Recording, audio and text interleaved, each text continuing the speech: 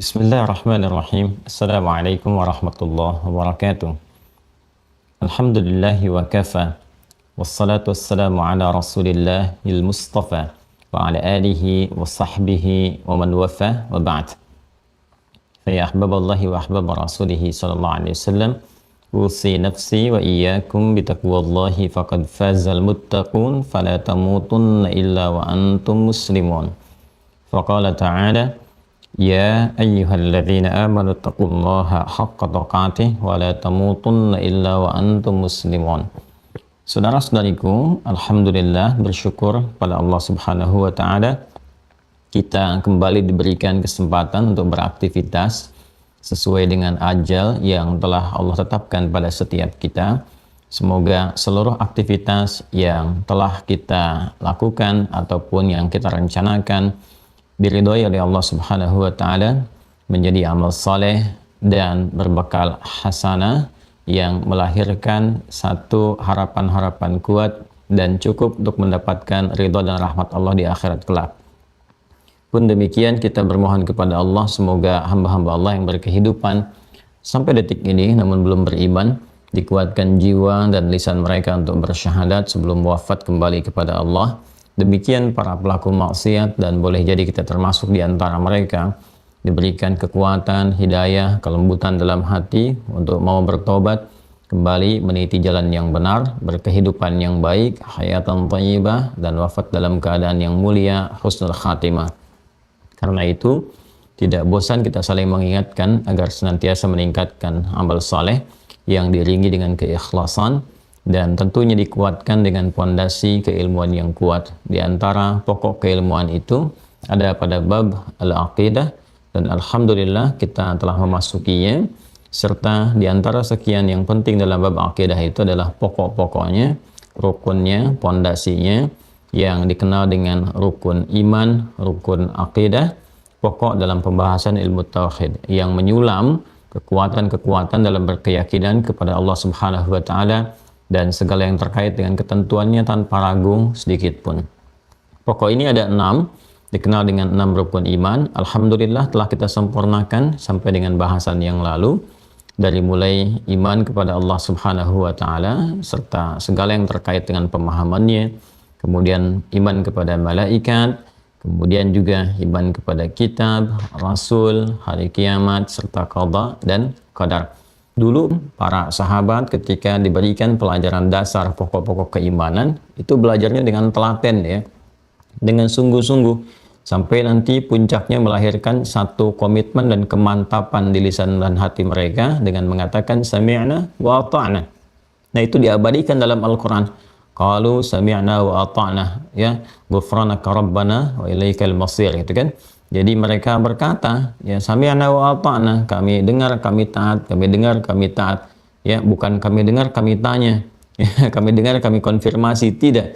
Kan dapat didapati umat Islam sekarang itu mendengar, sudah dengar, malah balik mendebat, gitu kan. Nah, itu yang sebetulnya juga penting dikoreksi. Umat-umat di masa lalu mendengar taat. Taat itu artinya dikerjakan, dilaksanakan, gitu kan. Diperintahkan puasa, dengar ayatnya langsung dilakukan. Perintahkan sholat, dengar ayatnya langsung dilakukan. Nggak pernah kita dengar misalnya perintahkan sholat, tiba-tiba ada pertanyaan kenapa subuh 2 rakaat, kenapa zuhur 4 rakaat. Ya, itu namanya sami'na wa sa'alna, sami'na wa stafsarna. Kami dengar, kami minta konfirmasi, kami dengar, kami tanyakan. Ya, yang harus terjadi adalah sami'na wa ata'na. Nah, sami'na wa ata'na ini butuh proses. Prosesnya juga cukup menarik gitu kan. Dari mulai fase Makkah itu kan 13 tahun. 13 tahun itu dibagi 2 bagian. Ya, 3 tahun masa pemantapan untuk Rasulullah SAW sebelum dimulai berdakwah, pengisian keilmuan dengan yang Allah turunkan melalui fase wahyu lewat malaikat Jibril alaihi salam, pembelajaran, bahkan ada sebelumnya lewat mimpi-mimpi bimbingan yang benar sebagai persiapan mental sebelum diangkat menjadi nabi dan rasul. Ya, semua nabi, rasul fase awalnya mengalami mimpi dulu, dan ini banyak dijelaskan dalam hadis-hadis ya. Hadis-hadis menerangkan kepada kita dan hadisnya sahih. Terutama kalau terkait dengan Nabi Muhammad SAW dari Sayyidah Aisyah radhiyallahu taala anha ya ketika beliau mengonfirmasikan keterangan para sahabat bertanya kepada Rasulullah SAW bagaimana permulaan wahyu, kan? Juga keterangan beliau sendiri bahwa awaluma budi'a bihil wahyu ar-ru'yas shadiqah, ya, bahwa hal pertama yang dimulai dari wahyu itu mimpi yang benar. Jadi Nabi Yusuf juga bermimpi, Nabi Ibrahim juga bermimpi, gitu kan. Nah, kemudian Nabi Muhammad SAW juga terkonfirmasi, karena semua hal yang diwahyukan kepada para nabi, metodologinya itu dikonfirmasikan untuk memberikan pemahaman kepada kita bahwa ciri-ciri kenabian itu serupa dari awalnya sampai akhirnya. Ciri-ciri kerasulan itu memiliki ketersambungan, terkorelasi dari Rasul pertama Nabi Nuh alaihissalam sampai Rasul terakhir Nabi Muhammad SAW punya ciri yang sama. Ya, jadi dari Nabi Nuh sampai Nabi Muhammad seperti dikonfirmasi di Quran surah keempat An-Nisa ayat 163 itu. Ya, kalau kita perhatikan Allah kan menyampaikan dengan sangat tegas sekali gitu kan, sangat terang benderang, tidak ambigu. Inna auhayna ilaika kama auhayna ila Nuhin wan nabiyyina min ba'di. Yang kami wahyukan kepada Muhammad SAW dengan segala keagunganku, kata Allah, kan? Itu sama persis seperti yang diwahyukan kepada Nuh alaihissalam dan nabi-nabi setelahnya. Ya, bagaimana proses wahyu itu dimulai dari ar-ru'yas shadiqah, mimpi yang benar, sebagai persiapan mental dulu. Ya, persiapan mentalnya, persiapan pikirannya kan terus berlangsung. Bahkan ada riwayat yang menyampaikan selama 6 bulan tuh mimpi yang benar itu datang, disampaikan. Kemudian ada kesan yang mendalam kepada diri. Setelah kesan itu terbentuk menjadi satu rasa tersendiri, kebiasaan, kemudian muncul rasa cinta untuk mendalami. Nah, pendalaman itu yang melahirkan kontemplasi. Kontemplasi itu yang berlangsung nanti di Gua Hira, di Bukit Cahaya itu, di Jabal Nur, gitu kan? Itu yang berlangsung. Bahkan di kitab hadis pun kalau kita gali, ini kita ambil misalnya Sahih Al-Bukhari ya, Sahih Al-Bukhari di bagian topik pertama. Ini kan ada 97 topik seperti saya sampaikan. Kita insya Allah hari ini akan menguatkan dengan pengenalan ya, dan penguatan materi kemarin. Kan kemarin banyak Quran kan. Nah, sekarang kita coba kuatkan dengan hadis diantaranya. Nah, Imam Al-Bukhari ini menuliskan Sahih Al-Bukhari itu 16 tahun kurang lebih. 16 tahun. Ya, dimulai dituliskan di Masjidil Haram di Mekah, dan setiap akan menulis beliau salat 2 rakaat untuk meminta petunjuk kepada Allah Subhanahu wa taala, meminta taufik, ya, penyelarasan, persetujuan, gitu kan? Nanti diberikan tanda-tanda, diberikan gambaran, ya, ada ketenangan enggak saat menulis, gitu kan? Ada kesalahan enggak, gitu kan? Ada kekurangan tidak. Jadi begitu mantap jiwanya, diuji dan sebagainya. Nah, itu baru kemudian beliau tuliskan. Nah, biasanya kebiasaan ulama seperti itu di semua ragam cabang keilmuan. Ya, di hadis misalnya tafsir hadis, bahkan sampai ke bahasa. Ya, sampai ke bahasa. Kalau di pesantren itu ada kitab namanya Al-Jurumiyah itu. Ya, kitab Jurumiyah itu kan dasar nahwu itu. Ya, dasar nahwu dari pembelajaran gramatikal bahasa Arab, kan itu ada beberapa pelengkap ilmunya, alatnya. Ya, ada nahwu, ada saraf, kemudian ada balaghah, ada arud, gitu kan. Nah, itu di nahwu itu nanti ada beberapa dasar-dasar tahapannya. Ada yang standar dasar kitabnya misalnya Al-Jurumiyah, gitu kan. Yang al-kalamu huwa lafzul mufidul murakkabu bil wad'i wa aqsamuhu thalathatun ismun wa fi'lun wa harfun. Wa amma ismu huwa kalimatun dallat ala ma'nan fi nafsi wa lam tuqtaran bi zamani, dan seterusnya. Nah, itu buku itu dituliskan ya oleh seorang alim, ulama besar di bidang bahasa, gitu kan. Itu untuk anaknya, dasar sebetulnya, untuk kaidah dasar. Hanya walaupun untuk anak-anak yang paling menarik, beliau ingin itu diridhai oleh Allah Subhanahu wa taala, walaupun hanya untuk anak-anak gitu. Ya, jadi bukan sekedar tulis, bikin, kasih anak-anak belajar, tidak begitu. Ya, ini bagaimana ketersambungan. Nah, saya katakan dari awal, iman itu kalau sudah mencengkram ke dalam jiwa, maka yang semua keluar itu jadi soleh. Dan soleh itu saya katakan dari awal adalah setiap perbuatan yang dinilai baik oleh Allah. Jadi semua perbuatannya pengen Allah senang gitu ya. Dipengen diridhai oleh Allah. Semua yang dikerjakan Allah harus ridha, Allah harus ridha. Yang dipandang, yang didengar, yang dibicarakan, apalagi yang dituliskan, dibuat. Ya, maka beliau ini setelah menulis, walaupun ingin diberikan kepada anaknya untuk belajar, itu ingin diuji dulu, ya, ingin dibuktikan. Allah, saya menginginkan buku ini yang saya tuliskan diridhai olehmu ya Rabb, itu. Bagaimana cara mengujinya? Begitu dituliskan oleh beliau, ya, dengan tinta kan ditulis ya, dan kualitasnya tentu nggak seperti yang sekarang. Tapi keberkahannya juga bisa jadi lebih berkah tinta di masa lalu dibandingkan dengan yang sekarang. Walaupun ragamnya banyak yang sekarang, kekuatannya mungkin dari segi materi bisa lebih kuat, tapi dari keberkahan belum tentu. Karena itu tidak sedikit orang-orang menulis tapi tulisan tidak abadi. Bahkan karya materinya bisa hancur, lupuk gitu kan, bahkan tidak terbaca kembali. Nah, ini yang paling menarik begitu beliau sudah tuliskan kitab itu. Ya, lalu beliau uji. Bagaimana mengujinya? Mengujinya datang ke aliran sungai. Ya, sungai yang mengalir, airnya cukup deras gitu kan. Nah, yang paling menarik adalah beliau kemudian bermohon kepada Allah. Ingin ditunjukkan, ya Allah, jika memang ini bukunya akan bermanfaat untuk anak saya ataupun siapa yang membacanya, maka berikan ya Allah ketetapan kepada hatiku, pada jiwaku, ya berikan gambaran, jangan biarkan tintanya luntur, biarkan tintanya seperti itu melekat kuat ya dalam kertas yang dituliskan itu. Nah, apa yang terjadi teman-teman sekalian? Maka yang terjadi ketika dilemparkan ke sungai itu, ya beliau mengatakan demikian, kalau memang engkau redha biarkan tintanya melekat. Kalau engkau tidak meridhai atau ada yang bertentangan dengan apa yang tidak engkau sukai, yang engkau sukai, ya, maka hilangkan bersama dengan aliran air itu.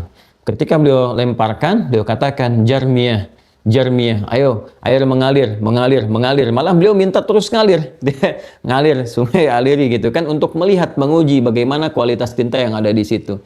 Apa yang terjadi ketika beliau katakan Jarmiyah, Jarmiyah, Jarmiyah, mengalirlah air, mengalir. Ternyata tintanya masih bertahan, kuat.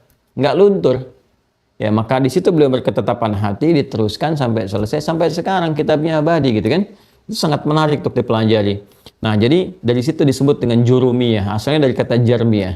Ya, Al-Imam Al-Bukhari juga demikian, apalagi ini ingin menuliskan hadis Nabi sallallahu alaihi wasallam dan tidak boleh sembarangan. Karena segala yang dinisbatkan kepada Rasulullah sallallahu alaihi wasallam kalau keliru, maka resikonya pesan kapling di neraka. Ya, ada kesengajaan untuk kelirunya itu pesan kapling di neraka. Ya, siapa yang berkata ya man ta'ammada alayya, ya siapa yang sengaja gitu kan berbicara atas namaku, man kadzaba alayya muta'ammidan, di riwayat lain man kadzaba alayya muta'ammidan, siapa yang sengaja berdusta atas namaku, apa saja walaupun yang diinformasikan misalnya satu hal yang mengandung manfaat misal ya, tapi dinisbatkan kepada Nabi padahal Nabi tidak pernah mengatakannya dan dia tahu itu. Dia tahu itu bukan hanya sekedar untuk memanipulasi sesuatu yang bernilai negatif. Ya, misal membuat pernyataan, misalnya kan pernyataan untuk kepentingan tertentu dimanipulasi, salah disandarkan atas nama Nabi. Itu keliru. Bahkan mohon maaf, hal yang sifatnya terlihat seperti manfaat pun, ya makan saat lapar, berhenti sebelum kenyang, misalnya kan an-nadhafatu minal iman, kebersihan sebagian dari iman, itu kan kata-kata yang benar. Tapi kalau sengaja dinisbatkan kepada Rasulullah, gitu kan, padahal Nabi nggak pernah mengatakan demikian dan dia tahu, sadar dengan itu resikonya tinggi. Man kadzaba alayya muta'ammida, gitu kan, falyatabawwa maq'adahu minan nar. Siapa yang sengaja berdusta atas namaku untuk kepentingan-kepentingan tertentu dan sebagainya, kepentingan ingin dikuatkan ilmunya, kepentingan ingin dilaku gitu kan, bisnisnya atau materinya dibeli oleh orang lain, dinilai oleh orang baik, atau hanya untuk jabatan dipertahankan, itu falyatabawwa maq'adahu minan nar. Maka siap-siap dia seakan sudah pesan tempat atau kafling di satu tempat di neraka. Itu yang sangat bahaya. Nah, karena itu beliau meminta taufik dari Allah Subhanahu wa taala, kemudian salat 2 rakaat, setelah salat ya dalam sujud bermohon, baru nulis berakhir di Al-Madinah Al-Munawwarah, di Masjid Nabi. Ya, maka saat itulah kemudian selesai, dikenal dengan Al-Jami', ya, Al-Jami' As-Sahih, Al-Musnad Al-Mukhtasar min umuri Rasulullah sallallahu alaihi wasallam wa sunanihi wa ayyamihi, disingkat di Sahih Al-Bukhari. Ini saat menuliskan kitab ini pun teman-teman sekalian mengawalinya dengan kitab Bad'ul Wahyi. Ya, ada 97 topik. Topik pertamanya adalah bagaimana wahyu dimulai. Bagaimana wahyu dimulai. Nah, pembukanya kalau kita gali kitab Sahih Al-Bukhari, pembukanya itu menerangkan tentang ayat yang sama, dari ayat baru turun hadis. Jadi indah sekali. Jadi beliau tuh ayat bil ayat, kemudian setelah ayat hadis. Ya, hadisnya itu muncul setelah menuangkan ayatnya dulu. Ayat Qur'annya seperti ini, ya, nanti penjelasnya dalam hadis seperti ini. Setiap topiknya, setiap topik. Nah, yang pertama kitab Bad'ul Wahyi itu mengonfirmasi kalau kita baca, ya, di kitab Bad'ul Wahyi itu yang pertama disampaikan ayat yang tadi saya uraikan. Ya, kalau kita bacakan Bismillahirrahmanirrahim yang sama dengan saya kitabnya halaman 21. Ya, ini yang tanpa syarah ya. Yang ada yang syarah saya simpan juga. Kemudian awalan kitab Bad'il Wahyi. Yang pertama kitab Bad'ul Wahyi, topik yang pertama. Ya, qala Syekhul Imam Al-Hafidh Abu Abdullah Muhammad bin Ismail bin Ibrahim ibn Al-Mughirah Al-Bukhari rahimahullahu taala, amin, ya kan? Berkata, menyampaikan Syekh Al-Imam Al-Hafidh Abu Abdullah, kunyahnya Abu Abdullah, nama aslinya Muhammad, bapaknya Ismail, kakeknya Ibrahim, kakek buyutnya Al-Mughirah, bahkan yang buyutnya Al-Bardizbah, tinggal di Kecamatan Ju'fah, Kabupaten Bukhara, gitu kan, dikenal dengan Al-Bukhari, Provinsi Khurasan, sekarang Uzbekistan. Dia menyampaikan rahimahullah ta'ala, satu bab kaifa kana bad'ul wahyi ila Rasulillah sallallahu alaihi wasallam. Kaifa kana bad'ul wahyi ila Rasulillah sallallahu alaihi wasallam. Bagaimana wahyu dimulai terhadap Rasulullah sallallahu alaihi wasallam. Pertama kali diturunkan. Ya, apa yang dimulai oleh beliau? Wa qauluhu, ya kan? Wa qaulullahi jalla dzikruhu, dan terkait dengan hal ini ada firman Allah Subhanahu wa taala. Ya, ini yang saya tadi sampaikan di Quran surah An-Nisa ayat 163. Inna awhayna ilaika kama awhayna ila Nuhin wan nabiyyina min ba'dih. Persis seperti yang tadi saya sampaikan. Ya, jadi semua terkonfirmasi. Apa di antara konfirmasi itu? Di antara konfirmasinya adalah semua nabi-nabi mengalami persiapan secara bertahap. Pertama dari mimpi dulu untuk persiapan mentalitas, kekuatan diri, gitu kan.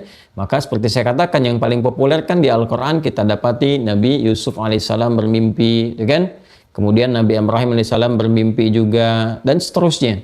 Sampai Nabi Muhammad juga persiapan. Ada yang mengatakan dalam riwayat, bahkan di kitab-kitab sejarah juga disampaikan, itu berlangsung selama 6 bulan. 6 bulan persiapan. Baru kemudian diangkat, dilantik menjadi Nabi, Rasul dengan turunnya surah Al-Alaq di Gua Hira itu. Nah, jadi setelah turun itu nggak langsung berdakwah secara terbuka. Itu persiapan keilmuan, kematangan ilmu, kematangan dulu. Itu kurang lebih ada 3 tahun dipersiapkannya.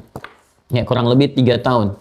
Jadi setelah menerima wahyu, proses dalam 3 tahun itu dimatangkan dulu keilmuannya, dikonfirmasi keilmuannya, dimantapkan jiwanya, gitu kan, dan seterusnya. Jadi setelah bekalnya cukup kuat, secara tauhid juga beliau sudah tersambung, terkoneksi kuat, sudah memahami dasar kenabian, dasar kerasulan, dan ini Masya Allah gitu kan, di kitab Al-Bukhari sendiri dijelaskan.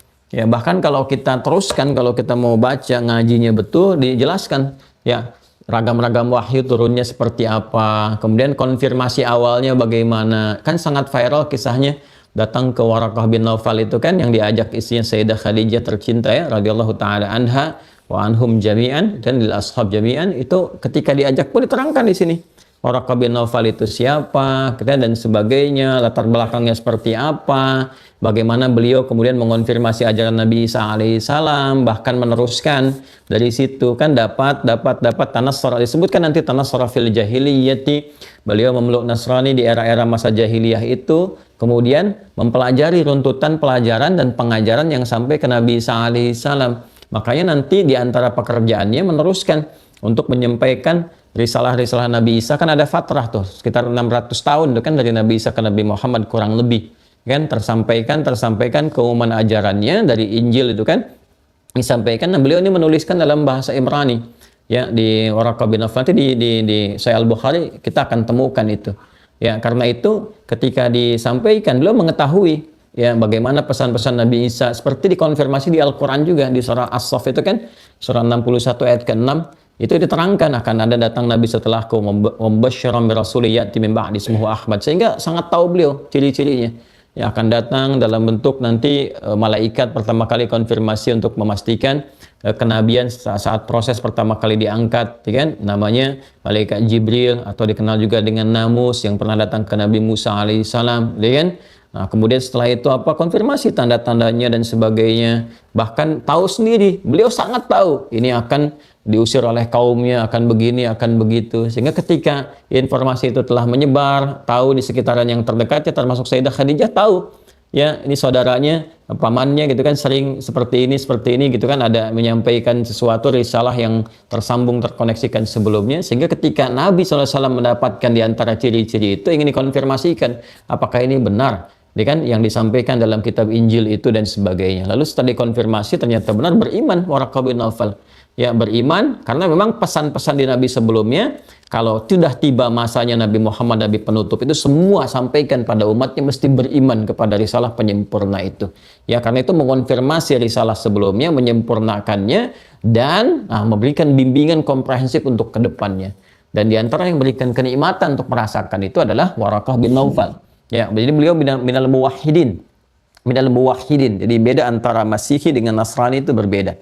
Ya, antara Masihi dengan Nasrani itu berbeda. Jadi dari sini terkonfirmasikan dapat, dan sering saya ungkapkan Al-Quran jelas mengonfirmasi, dan itu terbukti di kitab-kitab yang dahulu itu bisa dilacak ya, dan seterusnya. Di Quran surah ketiga Ali Imran ayat 81 itu komitmen semua Nabi Rasul ketika dilantik pertama kali jelas menyampaikan kepada umatnya untuk menolong Nabi Muhammad kalau mereka semasa dan beriman kepadanya. Beriman, tolong, bantu, ya kan? Kemudian juga dalam kondisi-kondisi tertentu penjelasan dari lisan nabi-nabi mereka jelas menyampaikan ini kalau diganggu, diusir dan sebagainya, bantu kalau kalian bersamaan dengan masa hidupnya. Itu di lisan-lisan para nabi. Wa idza akhadallahu mitsaqan nabiyyina lama ataitukum min kitabi wa hikmatin thumma ja'akum rasulun musaddiqun lima ma'akum la tu'minunna bihi wa la tansurunna. Qala aqrartum wa akhadtum ala dzalikum isri qalu aqrarna. Qala fashhadu wa ana ma'akum minasyahidin. Ketika Allah mengambil perjanjian komitmen dengan semua nabi dan rasul yang ditugaskan di bumi, kan? Ketika mereka kemudian diberikan kitab, diberikan hikmah, diberi tugas, bersamaan dengan itu mereka harus mengambil komitmen. Nanti kalau ada nabi yang penutup yang menyempurnakan semua risalah kalian ini, siapapun yang bersamaannya, ya sampaikan kepada umat-umatnya gitu kan, bahwa pada saat itu semua harus beriman karena nabi ini akan menyempurnakan semua risalah, mengonfirmasi keseluruhan dan akan dijelaskan dengan kitabnya. Dari mulai nabi pertama, rasul pertama begini sehingga dikonfirmasi kebenarannya. Jadi nabi sebelumnya melakukan konfirmasi, gitu kan, menyampaikan informasi, nanti Nabi Muhammad mengonfirmasi semua ini dan semua ada konektivitasnya. Makanya ada kesamaan. Ini dari wahyu pertama persiapan lewat mimpi, dan juga lewat mimpi. Nanti rasul yang menurunkan dari langit malaikatnya siapa, Jibril, ini terus semua sama. Jadi nggak ada yang berbeda. Ini menunjukkan bahwa para nabi rasul itu satu risalah. Dalam akidah, nggak ada yang beda, nggak ada yang beda, semua sama. Ya, risalah untuk menuhankan dan patuh kepada Allah Subhanahu wa Ta'ala. Ini gambarannya. Jadi begitu sampai ke Nabi Muhammad, ya itu semua para umat-umat yang kitab samawi itu, Yahudi, Nasrani, itu jelas di kitab mereka. Sampai di Al-Baqarah ayat 146 itu jelas sekali. Alladzina atainahumul kitaba ya'rifunahu kama ya'rifuna abna'ahum wa inna fariqan minhum la yaktumuna al-haqqa wa hum ya'lamun. Itu kan bahwa sungguh orang-orang yang mendapati kitab itu, kitab yang benar ya, bukan catatannya. Kalau catatan versinya yang bisa mengalami perubahan. Ya, seperti di Taurat Nabi Musa, itu kitabnya Taurat. Ya, tapi kalau Talmud dan sebagainya, itu versi-versi, ya catatan-catatan yang dinisbatkan kepada Taurat, tapi sudah mengalami banyak perubahan. Dan mereka memahami, mengerti. Makanya ketika awal mula Nabi diutus pun, kan, nah itu sudah paham. Bahkan jangankan saat diutus, saat tumbuh berkembang usia 12 tahun, itu sudah viral. Sudah menanti-nanti gitu kapan Nabinya tiba, ya ciri-cirinya sudah jelas. Mereka lebih kenal, termasuk seperti mengenali anak mereka sendiri. Ya, demikian adanya. Sama juga di Injil juga disebutkan. Ya, kalau Bible dengan Injil kan berbeda. Kalau Bible itu dikata Biblos, ya catatan atas Injil. Yang catat siapa gitu itu berbeda. Kalau mau didalami nanti aspek yang lain pengajarannya. Tapi kita kembali kepada hal yang terkait dengan pembelajaran kita di aspek keimanan atau tauhid. Nah, ini kenapa saya buka dengan ini? Saya ingin menerangkan fase-fase pembelajaran tentang rukun iman ini. Ya, yang kita dapatkan 6 pokok itu. Jadi 6 bulan pertama, Nabi mendapatkan bimbingan lewat mimpi, bimbingan ketauhidan, mengarahkan kepada kebaikan, itu kan? Dan nanti hal terkait bagian dari mimpi ini pun teman-teman sekalian, itu Allah Subhanahu wa Ta'ala memberikan kelapangan kepada setiap hamba-hamba yang beriman, yang saleh. Ya, kadang ada petunjuk-petunjuk ya yang Allah berikan, hidayah bahkan bisa datang lewat mimpi. Kalau nabi itu persiapan yang ada nubuwah, persiapan kepada fase kenabian. Kalau hamba-hamba yang beriman, yang soleh, yang baik itu hidayah dari Allah Subhanahu wa Ta'ala berupa kemuliaan, takrim, karamah, kemuliaan-kemuliaan tertentu. Kadang diberi petunjuk seperti kita istikharah gitu kan. Ya, begitu lahir misalnya hasilnya, petunjuknya bisa datang lewat mimpi salah satunya. Ya, itu beda kualitasnya. Kalau nabi itu persiapan ke kenabian, kalau orang beriman yang baik, yang saleh itu berupa petunjuk dari Allah Subhanahu wa taala. Bisa istikharah, hasilnya datang dari situ, atau bisa misalnya pengingat terhadap sesuatu. Kan mimpi bagi kita orang biasa ada 3 kan? Ada 3. Ya, hadithun nafsi itu bawaan dari keadaan rasa di dalam jiwa yang tersimpan, ya, lalu dititipkan kepada memori kita di akal dari kegiatan kita yang terangkum sebelum kita tidur. Makanya kadang-kadang saat tidur kesan itu masih terbawa karena memorinya masih tersimpan. Nah, kayak sekarang Anda belajar dengan saya misalnya kan, terus Anda belajar tertidur malamnya misalnya kan, atau malam sebelum tidur Anda belajar, kan tersimpan tuh memorinya di kepala Anda, ya kan? Dalam hati ada hadithun nafsi, ada pembicaraan pada jiwa, makanya kan di jiwa kita kadang sering mengatakan, ngaji dulu, baca dulu ini, nah itu tersimpan di memori, terbawa tidur. Ya mungkin Anda mimpinya belajar dengan saya gitu kan, tiba-tiba saya mengajar, Anda lihat dalam mimpi, bisa terjadi. Itu hadithun nafsi yang tersimpan di dalam jiwa dan tersambungkan ke memori kita. Itu bagian pertama. Yang kedua bisa waswasi syaitan, waswasi setan yang datang lewat mimpi untuk mengarahkan kita, memprovokasi kepada keburukan. Jadi seakan-akan ini dikuatkan gitu ya. Ini babnya banyak. Bisa bab akidah, kalau sedang goyah, gelisah, dia datang nanti. Puncaknya dia membawa kesyirikan. Ya, seakan-akan dijauhkan dari Allah, dimunculkan sosok yang dipertuhankan yang lain. Saya mimpi ketemu Tuhan A, Tuhan B, Tuhan C, memberikan petunjuk kepada saya. Padahal itu setan yang menyamar. Nggak nyampaikan. Itu dalam konsep keimanan kita ya, hati-hati.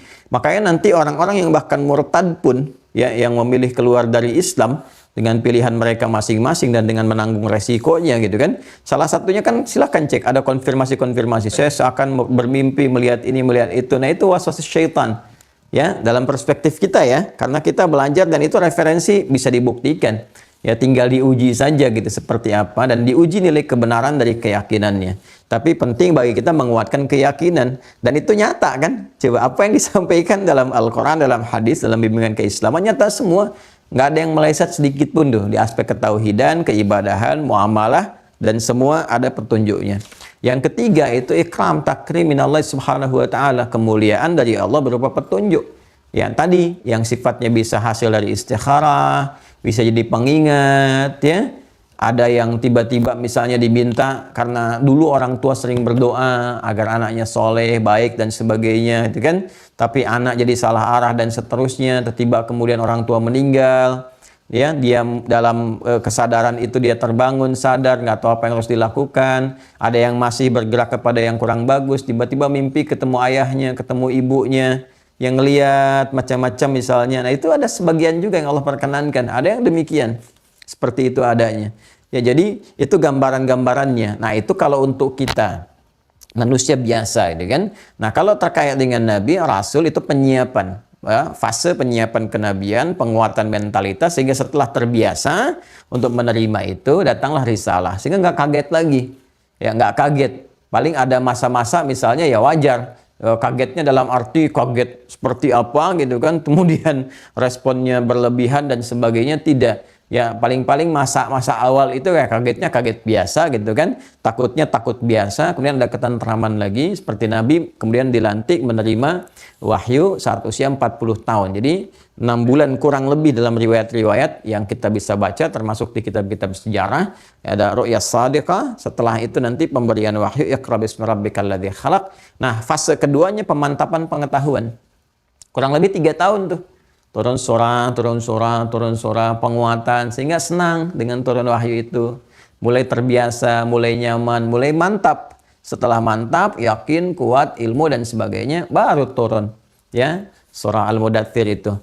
Ya, surah Al-Mudaththir turun, ya ayyuhal mudaththir, qum fa'anzir, wa rabbaka fakabbir, wa thiyabaka fatahhir dan sebagainya. Itu mengonfirmasi Nabi untuk mulai berdakwah secara terbuka. Nah, ini pun sebetulnya manhaj kepada kita dalam berdakwah. Kita itu kan umat dakwah di setiap level kegiatan kita. Ya, umat dakwah kita jangan salah, kita itu umat dakwah. Ya, setiap kita itu dai. Dai mengajak dengan menunjukkan. Menunjukkan bisa macam-macam. Ya, paling minimal dengan akhlak, dengan perilaku, dengan akhlak. Nanti kalau sudah ada ilmu, passion misalnya kan ulama, alim itu kan jamaahnya ulama, atau minimal kita dai betul yang terkoneksi dengan keilmuan, dengan passionnya pada keislaman untuk mengajak jadi ustadz dan seterusnya, nah itu lebih penguatan lagi keilmuannya. Tapi setiap kita itu berdakwah lewat akhlak, lewat perilaku. Ya, makanya Anda dimanapun beraktivitas, di kantor kah misalnya kan, dalam lingkup sosial kah, akhlak itu yang penting terjaga. Karena orang akan lebih yakin melihat satu kebenaran itu dengan perilaku. Ya, dibandingkan dengan kata-kata yang keluar. Ini saya mengajar, menyampaikan, ya belum tentu kita bisa memberikan dampak yang kuat kepada yang mendengar. Tapi ketika menyaksikan perilaku misalnya, tutur katanya, pergaulannya, kejujuran di kantor itu, kebaikannya, itu cepat membekas kepada jiwa. Ya, lalu disusul dengan pengertian-pengertian yang baik. Kadang-kadang dibawa ke ustadz untuk konfirmasi, dilihat, lalu belajar. Tapi bermula dari akhlak. Bermula dari akhlak. Nah, di sini teman-teman sekalian, Nabi saja itu dikonfirmasi kalau untuk berdakwah menyampaikan 3 tahun pembekalannya. Ya, pembekalan dari Allah Subhanahu wa taala lewat malaikat dan sebagainya. Maka ini petunjuk kepada kita juga bahwa manhaj dalam Islam itu ya, maaf menyampaikan sesuatu itu mesti matang dulu di semua aspek keilmuan.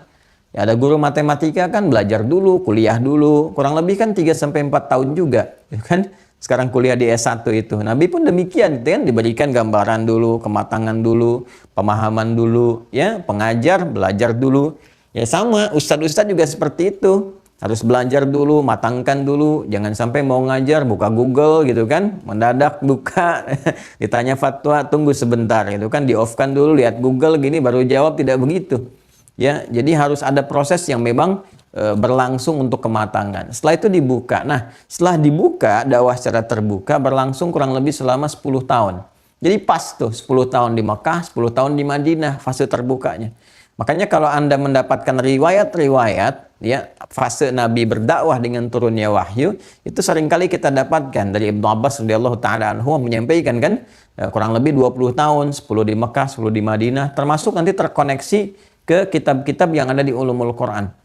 Nanti saya terangkan fase pembelajarannya sampai membentuk disiplin ilmu sampai ada kitab-kitabnya untuk menjaga otentisitas dan validitas keilmuan dalam Islam. Itu kita punya tradisi itu. Itu yang paling dahsyat gitu dan terjaga keseluruhannya. Jadi fase dakwah penyampaian risalah gitu kan, itu berlangsung 10 tahun di Mekah, 10 tahun di Madinah, penyiapan Nabi sendiri 3 tahun dalam kematangan keilmuan dan 6 bulan pembuka kurang lebih dalam mimpi yang benar itu. Nah, jadi dalam masa 10 tahun ini teman-teman sekalian dan 3 tahun sebelumnya untuk Nabi SAW di fase Mekah. Ya, fase Mekah itu fase sebelum hijrah. Kalau kita belajar di ulumul Quran, fase Mekah itu disebut dengan Makkiyah namanya. Makkiyah, segala yang terkait dengan Mekah. Bismillah. Ini 6 ya. Yang saya ajarkan kemarin sudah selesai, alhamdulillah, silahkan dipahami, didalami. Dari sini saya urutkan dari fase pengajaran ini. Fase pengajaran ini. Jadi fasenya Nabi diperintahkan oleh Allah Subhanahu wa taala untuk menyampaikan risalah pokok. Nanti 6 ini yang melahirkan cabang-cabang. Ya, dalam praktek, dalam penguatan termasuk ranah keilmuan. Dasarnya ini pokoknya dulu. Ya, kalau udah pokoknya ini kita dapat, bangunan amal solehnya itu kuat dan itu yang dimaksud dengan risalah Islam. Kan? Islam kalau saya tuliskan di sini, ya kan? Iman dan amal kan? Masih ingat? Yang kita belajar di kitab Al-Aqaidah Al-Islamiyah di pertama mafhumul Islam, ya. Mafhumul iman, ya, yantazimu mafhumul iman yantazimu mafhumul iman bi sittati umurin gitu kan? Ya, iman itu akan terkait dengan 6 pokok utama. Nah, sebelum menjelaskan ke 6 pokok utama ini, kita akan menemukan jabaran al-Islamu imanun wa amal. Ya, Islam itu terkonsepsikan dalam 2 hal pokok utama, iman kemudian amal. Sedangkan imannya punya 6 pokok. 6 pokok ini yang telah kita bahas tuntas. Kalau 6 pokok ini bagus, maka nanti ini akan jadi pondasi yang kuat. Dari pondasi ini melahirkan amal. Ya, keluar bentuk amal-amal dari dorongan di dalam jiwa seperti yang pernah saya uraikan dengan sangat detail di pertemuan-pertemuan yang lalu. Nah, dari sini iman dengan amal atau nama lainnya ini akidah, dan pernah sudah saya terangkan juga, dan ini syariat. Ya, membentuk satu kesatuan nama. Islam itu ya akidah dan syariat. Islam itu iman dan amal. Nggak bisa dipisahkan. Dua-duanya terkait berkelindan. Nah, tugas Nabi Sallallahu Alaihi Wasallam, Nabi, ya kan, Rasul, menyampaikan risalah Islam, ini mengonfirmasi ajaran ini. Menjelaskan, mengonfirmasi, menjelaskan kepada kita, menerangkan yang pokok apa. Jadi yang 6 ini dijelaskan oleh Nabi, oleh Rasul, ya kan? Ya, untuk kita alhamdulillah Nabi Muhammad SAW dijelaskan dulu, dikuatkan. Ya, penjelasan ini yang 6 ini berlangsung dalam fase-fase. Yang ini yang pokok ini. Fase pertama untuk beliau pribadi, ya, pembuka penguatannya. Ini kan berlangsung dari mimpi dulu pembukanya, ya kan? Kemudian pematangan, ya, pematangan ilmu. Pematangan ilmu dan iman, ya kan? Ilmu dan iman, tuh, mendapatkan penguatan dulu. Adzabani Rabbi fa ahsana ta'dibi. Allah mengajarkan semua aspek berkehidupan kepada beliau, baik dari ilmu, iman, kekuatan, karakter dan sebagainya, disempurnakan. Yang ini berlangsung, ya, ada riwayat menyampaikan selama 6 bulan, tuh kan? Ru'yah Shadiqah yang ini berlangsung kurang lebih selama 3 tahun. Nah, jadi sebelum Nabi mempraktekkan untuk menyampaikan risalah, gitu kan, mengamalkan terlebih dahulu, kemudian menyampaikan kepada umat, itu di training dulu tuh, ya, pribadinya. Disempurnakan dulu dengan ilmunya, imannya, praktek dulu keseluruhannya. Kemudian orang-orang terdekat di sekitarnya dulu. Ya, makanya dikonfirmasi oleh Sayyidah Khadijah, yang ada keponakannya Ali bin Abi Thalib radhiyallahu taala anhu dari kalangan pemuda, nanti sahabat dekatnya Abu Bakar As-Siddiq. Jadi yang terdekat tuh lingkungan terdekatnya itu di masa ini, masa 3 tahun pertamanya, konfirmasi kepribadiannya, nanti beriman sekitarannya, ya, dikuatkan. Jadi menarik sekali, menarik sekali.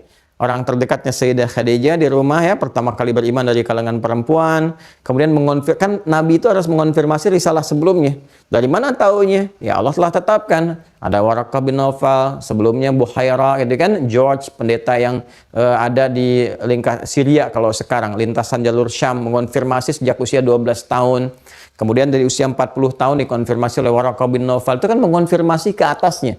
Yang satu mengonfirmasi kebenaran ini disampaikan, ya, di kalangan umat Yahudi sampai Musa ke atas, dan beliau ditunggu, ya, cuma karena memang mereka menginginkan dari kelompoknya, kalangannya, karena itu mereka iri dengan keadaan itu dan ingin mengeksekusi Nabi. Itu kan kisahnya dari kalangan Yahudi, itu kan. Nah, kemudian dari kalangan Nasraninya konfirmasinya dari siapa? Waraqah bin Nawfal. Jadi mengonfirmasi ke atasnya risalah para nabi. Setelah dikonfirmasi benar, kan, beriman, Waraqah bin Nawfal beriman, istri terdekat Khadijah beriman, nanti ada dari kalangan anak muda keluarga Nabi juga, Ali bin Abi Thalib juga menyusul beriman. Setelah itu siapa lagi? Nanti yang terdekat, yang kalangan yang di sekitaran Nabi juga, Abu Bakar As-Siddiq, di fase-fase ini, di awal-awal ini. Maka di situ nanti akan tersusun orang-orang yang pertama kali beriman kepada Rasulullah SAW. Dan kurang lebih nanti fase ini dalam keberlangsungan di awal dakwah ini akan mendapatkan kurang lebih 40 orang yang dikenal dengan as-sabiqun al-awwalun. Okay? Nah, ini teman-teman sekalian, kematangan dari 3 tahun ini setelah dari fase-fase terdekat baru dibuka nih untuk berdakwah dengan turunnya Al-Mudaththir itu. Yang ini, yang surah Al-Alaq, Quran surah Al-Alaq. Kan, Iqra bismi rabbikal ladzi khalaq. Yang ini dengan turunnya Quran surah Al-Mudaththir. Ya. Ya ayyuhal muddaththir qum fa'anzir wa rabbaka fakabbir, dan seterusnya. Ya. Ini berlangsung kurang lebih selama 10 tahun. Ya. Setelah Nabi dimantapkan keilmuannya, keimanannya, prakteknya, dan juga ada penguatan di lingkaran sekitar yang terdekat, lingkaran keluarga, kolega terdekatnya, ya, keluarga, sahabat terdekatnya, udah ada nih. Ini paling menarik nih. Baru kemudian terbuka, turun perintah menyampaikan secara terbuka. Jadi ketika terbuka itu ada persoalan, pulang ke rumah, istri bisa menenangkan, bukan mengonfirmasi balik. Bang, kamu nyampein apa? Aneh-aneh aja. Kan dulu juga begini, kan tidak begitu. ya kan? Jadi karena ini sudah tahu, sudah kuat, sudah paham dari awal, terkonfirmasi. Jadi kalau ada tantangan dari luar masuk ke dalam, tenang lagi, nyaman lagi, ada kerabat menguatkan, ada kolega sudah paham karena sama-sama sudah mengetahui risalah. Nah, ini manhajnya dan ini berlaku untuk kita semua juga. Ya, awal-awal kita belajar, setelah itu kita menguatkan ya di lingkungan yang terdekat kita. Ya, kemudian setelah itu baru terbuka, menjauh, meluas dan sebagainya. Sehingga kalau ada hal-hal yang kita hadapi, nah akan kita mendapatkan kekuatan-kekuatan, dukungan, motivasi dan sebagainya. Saya mau kembali ke sini. Di 10 tahun ini yang dikonfirmasikan teman-teman sekalian. Fase masih Nabi berada di Mekah. Ya. Yang terkait dengan Mekah, kalau kita tuliskan bahasa Arabnya begini, Mekah. Yang terkait dengan Mekah disebut dengan Makki. Ya. Misalnya Fulan al-Makki, si Fulan ini berasal dari Mekah, ya kan? Kalau kita kaitkan ke Mekah, makanya kewarganegaraan pakai i di ujungnya. Indonesia itu negara, Indonesia orang Indonesia. Malaysia negaranya, Malizi orang Malaysia. Kalau kita ingin berikan satu karakter gitu kan, keadaan, sifat dan sebagainya, tambahkan ta setelah ya ini. Jadi dari Makki jadi Makki ya. Makki ya, kan? Nah, ta'na ini berfungsi menerangkan tentang keadaan, sifat, karakter yang berlangsung selama di Mekah. Ya kan? Nah, yang dimaksudkan di sini selama di Mekah ini periode Nabi sebelum berhijrah ke Yathrib yang kelak bernama Al-Madinah Al-Munawwarah. Sehingga ada kalangan ulama nanti yang memahami ini, memaknainya sebagai fase berlangsungnya dakwah pertama Nabi secara terbuka.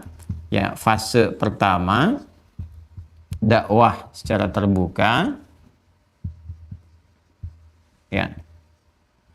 Yang berlangsung, ini dipahaminya sebelum hijrah.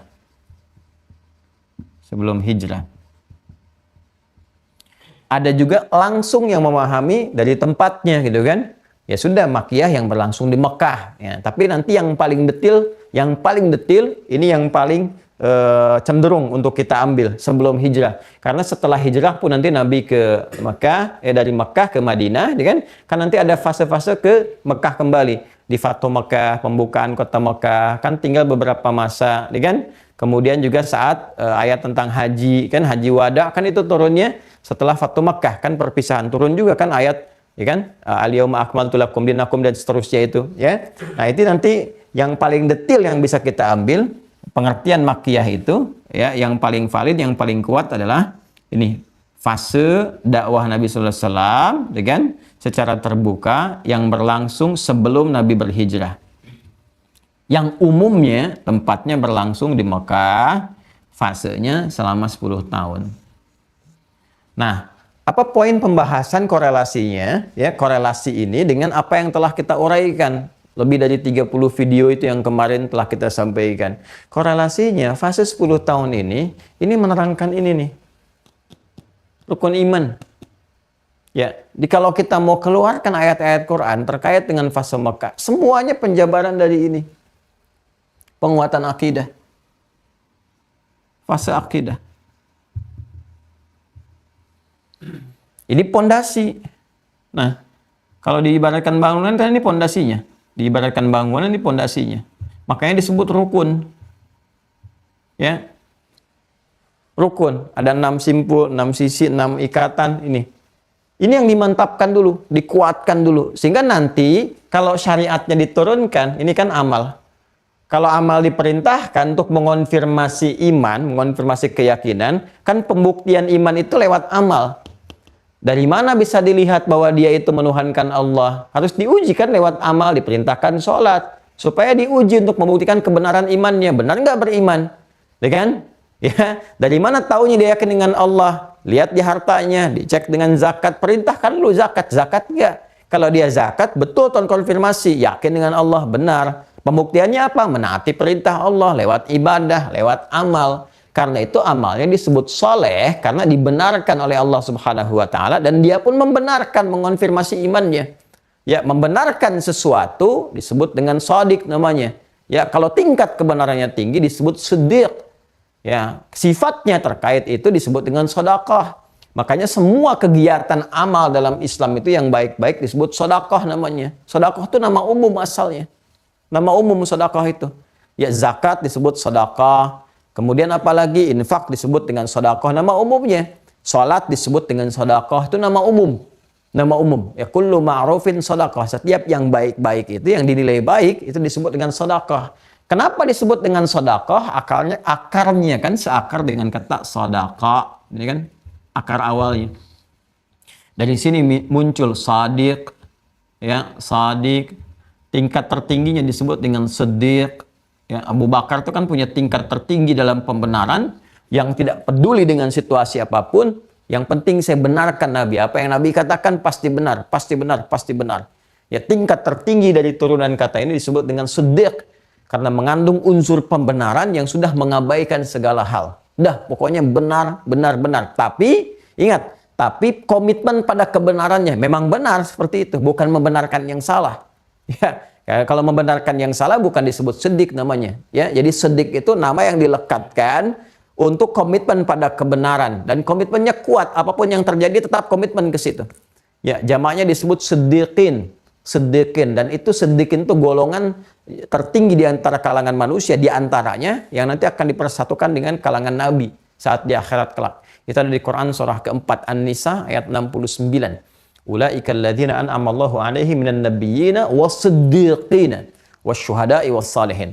Wa may yuti'illah wa rasulah fa ulaika ma'al ladzina an'ama Allahu 'alaihim minan nabiyyina was-siddiqina wasyuhada'i was-salihin wa hasuna ulaika rafiqa. Jadi kalau ingin berteman, ya kata Allah, kalau Anda cari teman saat di dunia, teman hidup, di rumah tangga, teman bergaul, teman di tetangga, pengen pindah tempat, teman di tempat kerja, cari golongan-golongan ini. Ya, pertama yang mewarisi, ya mewarisi sifat-sifat karakteristik para nabi. Ini calon-calon ahli surga, minan nabiyyin.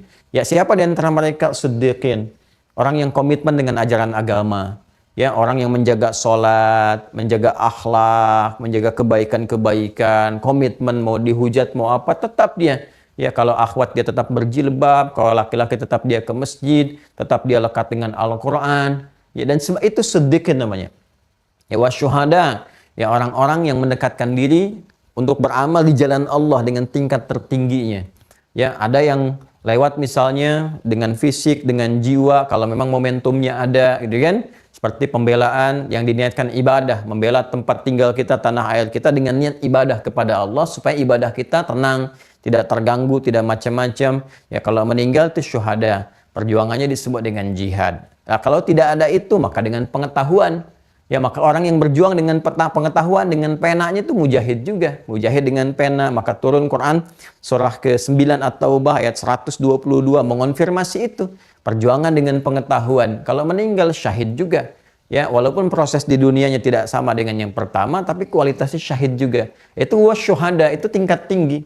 Makanya cari bergaul tuh dengan orang-orang yang alim, yang baik, yang berilmu, yang saleh, yang mulia. Nanti dapat keberkahannya. Ya, termasuk juga seperti ini. Siddiq, orang-orang baik. Itu banyak kita dapatkan. Kan ada orang yang mungkin nggak kita lihat sebagai ulama. Ya, dari segi keilmuan nggak ngajar, nggak apa. Tapi Masya Allah, di kantor dia sholatnya tuh bagus banget. Setiap tiba waktu sholat dia berjamaah. Orangnya jujur, Senin puasa, Kamis puasa. Ya, rajin tahajud. Ini siddiqin. Ya, yang membenarkan risalah Nabi, komitmen terhadap Al-Quran, sunnah-sunnah Nabi dijaga dan sebagainya, siddiqin. Ya, wasyuhada, ya wassalihin, orang soleh pada umumnya. Soleh, ya secara umum. Siapa orang soleh itu? Ya bisa dibuktikan dari pondasi amal atau akidah, ya, amal dari akidah yang kuat. Muncul amalan-amalan kelihatan, yang tadi seperti saya sampaikan. Jadi teman-teman sekalian, ini pokok nih. Dikonfirmasi lewat ini. Jadi nggak mungkin ini muncul kalau ini nggak kuat. Ya, bangunan itu kan nggak mungkin bisa kuat, tumbuh kuat kita bangun, kalau pondasinya nggak kuat. Ini kalau rapuh sedikit, ini bisa goyah. Ya, kita baru bisa pasang tiang, itu kalau pondasinya sudah kuat. Ya, makanya syariat itu muncul setelah akidah, setelah iman. Islam itu dibangun dengan iman dan amal. Ya, kalau kita turunkan rukun Islam itu kan 5 kan? 5. Yang pertamanya apa? Ini dulu kan pondasinya. Antasyhadu an la ilaha illallah wa anna Muhammadar Rasulullah. Ini kan iman pokoknya. Asyhadu an la ilaha illallah wa asyhadu anna Muhammadar Rasulullah. Untuk menguatkan asyhadu an la ilaha illallah wa asyhadu anna Muhammadar Rasulullah, ini ada 6 pondasinya pokok. Di syahadat itu ini pondasi. Simpulnya, cakarnya ada 6. Kalau ini kuat, baru kita bikin tiang juga udah kuat. Apa tiang pertamanya? Salat, syariat. Makanya kan yang kedua rukun Islam apa? Salat. Pernah dengar hadis ini? As-salatu imaduddin. Ya kan? Faman aqamaha faqad aqamaddin, wa man hadamaha faqad hadamaddin. Salat itu tiang agama. Indah sekali ilustrasinya. Tiang. Kapan tiang bisa dibangun? Kalau imannya kokoh. Tuh. Kalau iman kuat, iman bagus, orang untuk salat itu mudah, membangun tiangnya mudah. Belum dipanggil aja lewat azan dah siap-siap kok. Karena kokoh pondasinya. Tapi kalau nggak kokoh pondasinya, sudah adzan, sudah qomat, pasti belum ingat juga. Ya, karena kalau tiangnya aja sudah goyah, sudah rapuh, bagaimana dengan yang lainnya?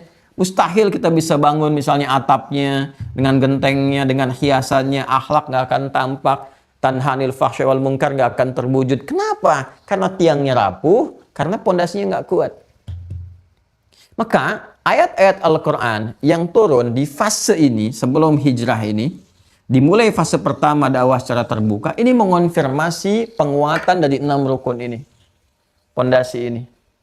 Nah, alhamdulillah, kita tidak butuh 10 tahun yang seperti lalu Nabi pernah ajarkan. Karena semua pengajaran Nabi sudah terkodifikasi. Terkumpulkan dengan sempurna. Di mana didapatkan? Al-Quran. Alhamdulillah, yang sudah hafal, tertanam dalam jiwanya, ya kan? Mahfudun fis sudur. Yang belum hafal, maktubun fis sutur. Ya, dikonfirmasi lewat mushaf. Di mushaf ini, keluarkanlah teman-teman sekalian, ya kan? Ayat-ayat Al-Quran, surah-surah yang diturunkan kepada Nabi Muhammad SAW di fase ini. Selama 10 tahun. Yang paling pokok ada di mana? Juz amma. Ya, juz. Dari 30 juz Al-Quran turun itu, ya kan? Selama Nabi bertugas, ya, sebagai Nabi dan Rasul, ini di 10 tahun fase ini diturunkan ayat-ayat Al-Quran. Ya, makanya disebutkannya dengan fase Makkiyah, gitu kan? Fase sebelum hijrah ada ayat-ayat yang turun. Nanti ini ada ilmunya juga, dikonfirmasi di ilmu. Karena ini terkait Quran, ya, terkait Al-Quran, maka ilmunya, nah, dikaitkan dengan Quran, ilmu Al-Quran. Karena ilmu Al-Quran itu banyak, teman-teman sekalian. Ada yang kemudian membahas tentang tata bahasa Qurannya, ada yang bahas tentang tafsirnya, ada yang bahas tentang maknanya dari sudut pandang yang berbeda-beda, ya kan? Ada yang membahas tentang i'rabnya, kaidah bahasanya. Ya, di bahasanya udah banyak. Nahwu Qur'annya, shorof Qur'annya, i'rab Qur'annya. Ada Ad-Darwishi ngarang kitab langsung tentang ilmu Qur'annya. Ada Balaghah Qur'an. Ya, macam-macam. Ya, karena banyak dijamakkan ilmunya. Ilmu jamaknya disebut dengan ulum. Ulum. Jamaknya disebut dengan ulum. Karena terkait dengan Quran disambungkan jadi ulumul Quran. Muncul di sini apa yang disebut dengan ilmu Al-Quran. Hubungkan jadi satu. Dari sini ulama kemudian membuat kitab-kitab. Ada yang kitab yang umum sifatnya menerangkan apa itu ulumul Quran, apa saja aspeknya. Muncul kitab-kitab seperti Al-Itqan, ya, karya Al-Imam As-Suyuti yang kemarin saya terangkan, ya. Saya sudah simpan kembali, ya. Masih ada? Ah, ini dia, masih ada. Ah, seperti ini. Ya, Al-Itqan fi ulum Al-Quran. Ya, Al-Burhan fi ulum Al-Quran, Mabahith fi ulum Al-Quran, itu kan? Yang karya Mana'il Qattan itu yang kemarin saya tunjukkan, mungkin sudah disimpan ya di sini. Sudah disimpan. Ya, kemarin sudah saya tunjukkan kepada Anda. Mabahith fi ulum Al-Quran, Al-Itqan fi ulum Al-Quran, Al-Burhan fi ulum Al-Quran, ilmu Al-Quran. Kalau kita buka kitab-kitab ilmu Al-Quran ini, pembahasan pokok pertamanya tentang bagaimana wahyu turun. Kapan diturunkan. Bahkan detailnya, ini indahnya dalam Islam. Ini jadi disiplin ilmu. Perhatikan. Dari wahyu, dikonfirmasi ke dakwah, dikodifikasikan, muncul pengetahuan, jadi disiplin ilmu.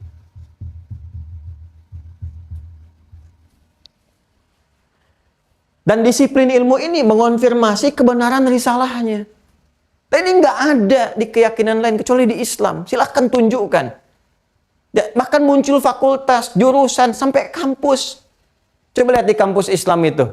Ya, bahkan ada di Indonesia aja kan ada untuk Quran sendiri. PTIQ, Perguruan Tinggi Ilmu Al-Quran.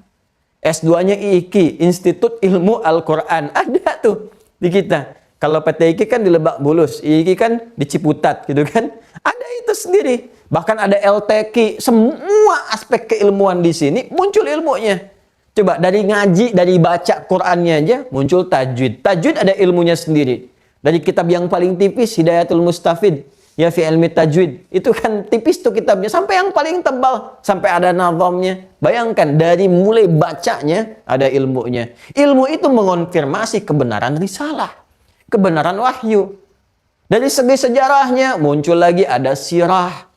Dari segi Al-Quran, ulumul Quran, dia ada disiplin ilmunya. Jadi kita bisa tahu sampai detil bahkan. Ya, sampai sahabat itu sampai bertanya, apakah Anda betul memahami ilmu Quran? Dia balik nanya, Anda mau nanya yang mananya? Wahyu yang turun di Mekah, di Madinah, sebelum hijrah, setelah hijrah? Apakah yang Anda tanya turunnya Ramadan atau yang bukan Ramadan? Apakah yang Anda tanya akan turunnya siang atau malam? Sampai segitunya. Sampai kita bisa lacak nih ayat turunnya siang apa malam. Kejadiannya di mana? Kapan? Siapa saksinya? Sampai sebegitunya. Ya, karena itu ilmu ini menjaga risalah, menjaga wahyu, sekaligus menjaga kebenaran agama. Jadi kalau kita ingin komparasi untuk menunjuk kebenaran satu keyakinan secara objektif ya, kita bisa telusuri dan alhamdulillah Allah berikan keberkahan di Islam semua terjaga dengan sempurna. Semua saling mengonfirmasi. Di sini kita kenal dengan sanad namanya. Sanad. Ya, karena itu Imam Muslim itu ketika menuliskan kitabnya Sahih Muslim, itu pertama kali menuliskan di babnya adalah tentang sanad untuk menunjukkan bahwa semua apa yang disampaikan di kitab saya ini, termasuk kitab ulama yang lain, terkonfirmasi kebenarannya lewat sanad itu. Ya, ini ada Sahih Muslim, saya tunjukkan. Nah, ini Sahih Muslim. Ini yang syarah Al-Imam An-Nawawi, ada 9 jilid kurang lebih, ya, syarahnya. Baik. Nah, ini kalau kita buka bab pertamanya tentang sanad, ya. Bab as-sanadu minad din, baru setelah itu masuk ke kitabul iman. Masya Allah, ini mukaddimahnya udah panjang ini kan. Nah, ini bab wujubir riwayah an-thiqat, kan? Bab wajib mengambil riwayat-riwayat itu dari orang-orang yang terpercaya. Apa turunan pembahasan dari ini? Orang-orang terpercaya diruntutkan lagi. Ya, meruntutkannya itu nanti ada masuknya sanad namanya. Begitu masuk meruntutkan orang terpercaya, masuk kepada pembahasan sanad.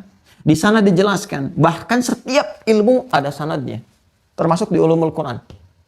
Nah, di pembahasan ulumul Quran diterangkan kepada kita konfirmasi dari yang turun, ya, dari yang kapan diturunkan, waktu turunnya kapan, waktu ke Baitul Izzah, kemudian sampai ke Nabi SAW, dari wahyu pertama turun, termasuk mengonfirmasikan yang ini. Dalam pembahasan ulumul Quran, dijelaskan kepada kita ayat-ayat apa saja, surah-surah apa saja yang turun di fase Mekah ini. Yang paling umum diketahui, dan memudahkan kita untuk mengenalnya, untuk menguatkan konfirmasi tentang 6 rukun itu yang terkumpul dalam juz amma. Dari 30 juz itu juz ke-30, juz amma. Dari An-Naba surah 78 sampai An-Nas surah 114. Juz bagian amma yang umum. Ya, dari kata amma ini muncul kata awam. Kenapa disebut amma? Ada beberapa pendapat dari ulama. Di antara pendapat mengatakan disebut dengan amma karena umumnya manusia mudah mengakses juz yang terakhir ini. Ya, bahasa kitanya menjadi juz yang paling favorit. Karena paling mudah. Coba Bapak Ibu, ya, lebih mudah mana kita membaca, mengakses Al-Ikhlas atau Al-Baqarah? Umumnya kan Al-Ikhlas. Bahkan ikhlas bacanya gitu kan. Karena kelihatan pendeknya, kan? Ya, karena lebih mudah diakses, mudah dihafalkan, mudah dibaca, mudah dikaji dan sebagainya, kan? Sehingga kenapa ini lebih dianjurkan pertama kali untuk digali? Banyak sekali. Salah satunya umumnya manusia mudah mengakses itu. Sehingga dipakai dalam sholat pun bisa lebih gampang karena agama itu memudahkan. Ya kan? Tapi lebih daripada itu, ini akses yang paling awal, yang paling mudah untuk dipelajari oleh semua awam. Awam itu kan semua kalangan. Ya, yang salah satu tujuannya apa? Menguatkan iman. Tuh. Menguatkan iman. Ya, kita paling gampang aja tadi saya sebutkan surah Al-Ikhlas. Bukankah saat Allah menurunkan Al-Ikhlas, kan telah kita bahas seluruh isinya, ayatnya dari ayat yang pertama sampai ayat yang terakhir mengonfirmasi ini.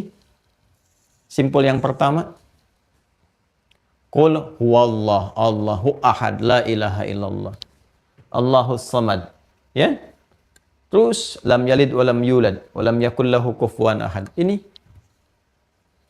konfirmasi. Masuk ke ibadah diterangkan lagi di Al-Bayyinah jelas, Al-Bayyinah surah 98. Lam yakunil ladzina kafaru terus sampai ayat yang kelima, wa ma umiru illa liya'budullah mukhlishina lahuddin. Ya kan? Al-Falaq, An-Nas jelas rububiyahnya disebutkan. Qul a'udzu birabbil falaq rububiyah. Ya, min syarri ma khalaq, lawan dari malaikat kontraknya disebutkan. Was-wasnya nanti di An-Nas. Qul a'udzu birabbin nas, malikin nas, ilahin nas, uluhiyah. Min syarril waswasil khannas alladzi yuwaswisu fi sudurin nas. Konfirmasi ini pelajarannya udah kita selesaikan. Tentang kitab di Al-Infitar jelaskan, itu kan? Terus kitab yang disampaikan di tangan kanannya biyamini, ya. Kemudian di kitab yang di belakang wara'a dhahri, ya, dan seterusnya disebutkan. Semua terkonfirmasi sampai hari kiamat. Kalau kita mau gabung baca kan dari mulai An-Naba pakai amma awalnya. Karena itu disebut juz amma karena dibuka dengan kalimat amma. Ada salah satu pendapat kalau dikaitkan dengan bacaannya. Kalau dikaitkan dengan bacaannya dibuka dengan surah amma, surah An-Naba. Ya kan? Kalau dikaitkan dengan pemaknaannya karena ini yang bisa diakses oleh orang awam untuk menguatkan keimanannya. Jadi kalau orang baca qul huwallah harusnya simpul pertamanya makin kuat. Dibaca dalam sholat qul huwallahu ahad, simpul ini makin kuat. Kenapa? Karena surah itu menguatkan, mengonfirmasi kekuatan simpul pertama. Jadi jangan sampai terjadi hafal qul huwallahu ahad, tapi lisannya bisa mengatakan semua agama sama, menuju pada Tuhan yang sama, cuma caranya beda-beda. Ini menunjukkan bahwa ini dasar ininya salah nih. Ada yang tidak tepat. Simpulnya lemah. Karena semua ayat-ayat tadi itu mengonfirmasi ini. Karena itu yang dilakukan oleh Rasulullah mengajarkan, ditadarusi, dipahami, dirasakan. Makanya orang-orang dulu ketika menghafal Quran pun walaupun juz amma itu nggak terburu-buru. Ya, jadi ya 5 ayat sampai 10 ayat dipahami, dirasakan, diamalkan dulu, nyambung lagi. Jadi berkehidupan di ayat Al-Quran itu dipraktekkan dalam kehidupan, dibawa dalam hidup. Jadi Masya Allah, saat bersamaan ketika sampai 30 juz, dia pun menjadi pribadi Quran. Quranun yamshi. Quran berjalan. Karena setiap dia menghafal, dia praktekin, pahami. Ya, dia mengetahui maknanya ke sini, dia hayati dulu, dia amalkan, pindah lagi. Ini selama hidup terus, jadi ahli Quran. Makanya saya sering katakan, ahli Quran itu jangan dibatasi pada orang yang hafal Quran, 30 juz, tidak. Tapi orang yang mengabdikan dirinya untuk mengamalkan Al-Quran, yang mencintai Al-Quran. Ada yang membaca, ada yang mengkaji, ada yang menghafal. Tapi puncaknya adalah bagaimana menggabungkan ketiganya. Membaca, memahami, merasakan, mengamalkan. Selama hidup, Anda bisa praktekkan. Saya pengen ngamalkan ini dulu, terus sampai meninggal di titik mana kita nggak tahu. Itu ahli Quran. Kalau kita niatkan betul-betul untuk mengamalkan isinya. Nah, ini mengonfirmasi. Sini. Makanya saya sarankan teman-teman sekalian, ayo keluarkan nih. Surah-surah Makkiyah itu yang mana saja. Terus kita baca. Dari An-Naba, amma yatasa'alun. Konfirmasi yang kelima, yaumul akhir. Anin naba'il azim, alladhi hum fihi mukhtalifun. Ya, kalla saya'lamun, thumma kalla saya'lamun. Kan terus. Sampai ke surga, innal muttaqina innalil muttaqina mafaza, hada'iqa wa a'naba. Itu kan surga. Wa kawa'iba atsraba, sampai ke neraka ujungnya. Ini konfirmasi ini. Ya, nanti ada qadar dan qadar, nanti ada ke Rasul, ke kitab, terus coba urutkan dari An-Naba sampai An-Nas. Akan ditemukan ini semua. Ya.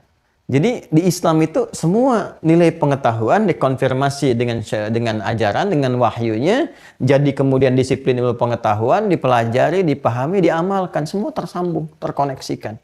Nah, ini yang saya katakan pengayaan untuk hari ini. Ya, dan bukan hanya di Al-Qur'annya. Ya, selama fase penguatan tuh, selama 10 tahun dan seterusnya, ya siap. Bahkan di hadis pun juga demikian, dijelaskan oleh Rasulullah. Nanti kita akan baca beberapa bagiannya. Nah, saya mau ke sini dulu teman-teman sekalian. Apa yang terjadi? Saya mau lompat dengan cepat ya. Ketika saya beri contoh tadi, juz amma diajarkan, nanti ada surah-surah yang lainnya, ada ciri-cirinya. Seperti pada umumnya kalau dimulai dengan ya ayyuhan nas itu makkiyah. Ya ayyuhalladzina amanu itu madaniyah, gitu kan? Nah, kecuali di beberapa tempat. Nah, pada umumnya kalau kita pelajari selama 10 tahun kurang lebih kita keluarkan fase ini, maka semua memuncak kepada fase ini, akidah. Akhirnya apa yang terjadi? Ketika sudah mantap, hijrah gitu kan? Hijrah itu untuk membangun ya satu nilai-nilai praktikal pada implementasi keimanan, ya syariat bisa dipraktekkan dengan baik sehingga bisa terlihat dari jauh. Orang-orang Mekah belum bisa menerima dengan itu, ya. Tapi bekalnya dikuatkan selama 10 tahun. Begitu mereka memuncak tidak bisa menerima, mengusir. Ya, jadi Nabi itu nggak mau keluar dari Mekah. Cuma kan diusir, namanya diusir, Nabi keluar, dan itu sudah fitrah. Bahkan dikonfirmasi sebelumnya. Ada ayat menyampaikan, di Nabi-Nabi sebelumnya sudah menyampaikan, viral kisahnya.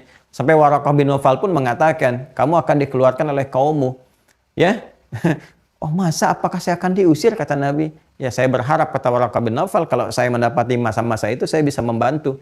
Dan Waraqah sudah merasakan, mungkin gak akan sampai karena sudah sepuh pada masa itu. Ya, Alhamdulillah. Ya, ternyata semua yang disampaikan terjadi baik, tapi itu hikmah Allah. Apa di antara hikmah terindahnya? Ketika berhijrah, ternyata aspek pengamalan syariat dibuka.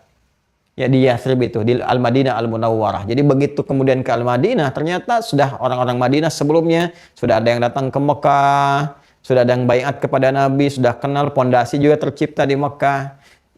Di Madinah, pondasi tercipta di Madinah, di Mekah sudah kuat. Jadi murid-murid yang belajar di Mekah, kurang lebih yang utama ada 40 orang dikenal dengan as-sabiqunal awwalun, itu kan? Terus nanti menyebar ke keluarganya, begitu hijrah ke Al-Madinah, sudah siap untuk beramal karena pondasi sudah kuat. Maka fase Madinah rata-rata turunnya dengan fase syariat. Ya, syariat itu kan teknis dalam mengimplementasikan iman.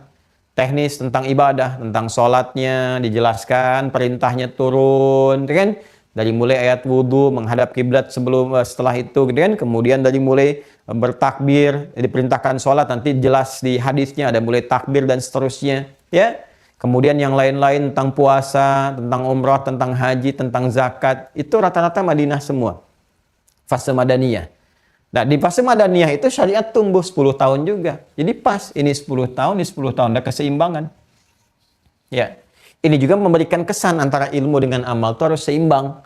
Jangan sampai mengamalkan sesuatu, tapi ilmu yang mengiringinya tidak kokoh. Sholat, belajar ilmunya, sampai paham, sholatnya maksimal.